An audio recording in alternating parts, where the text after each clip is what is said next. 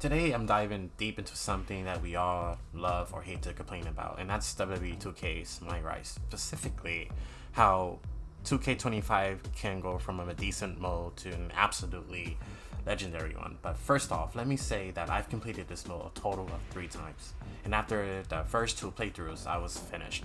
WWE 2K25 MyRISE is, well, it's pretty much the WCW versus WWE Invasion angle with a slight dab of NXT's NEXUS story.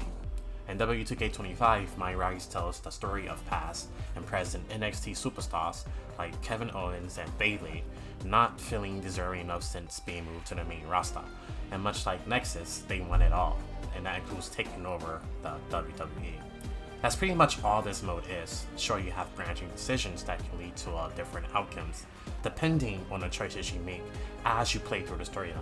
My first playthrough, I was able to recruit WWE legends to help me take down CM Punk. My second playthrough, I was able to play against The Rock at WrestleMania, which is his final boss persona, when I betrayed CM Punk and went against Triple H.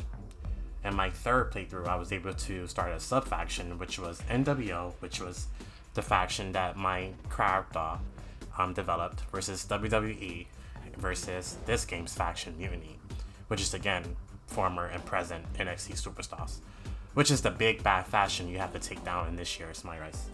Honestly, this year's MyRISE was interesting, seeing the different outcomes you can choose. You can dynamically choose the outcome of the story in a lot of ways. It reminded me of WWE's Day of Reckoning, where you join Evolution, right? And then later, it's betrayed by Triple H.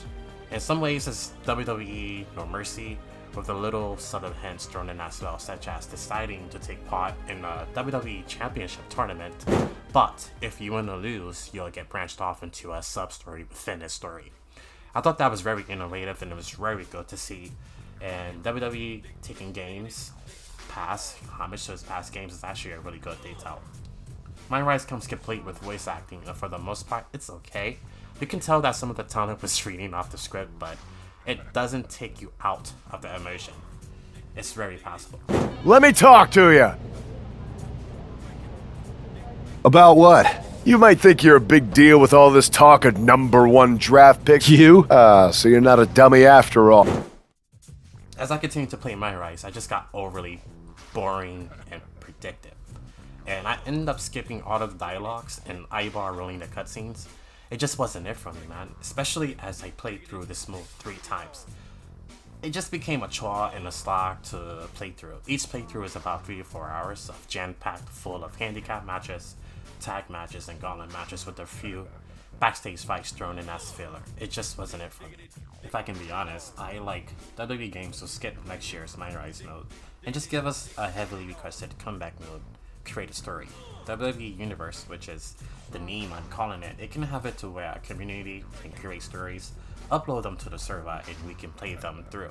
I feel this will add to longevity of the game, and it'll be interesting to see the pages the community has made for us to play through. It'll be a welcome addition to what the stories and ideas that people have come up with, so it'll be really exciting to see how people can recreate John Cena's heel turn and so forth. Overall, MyRISE is a good enough for maybe 1 or 2 playthroughs. After that, I wouldn't recommend anymore, despite of the unlockables you can get, but that's just my opinion. I'll see you guys soon.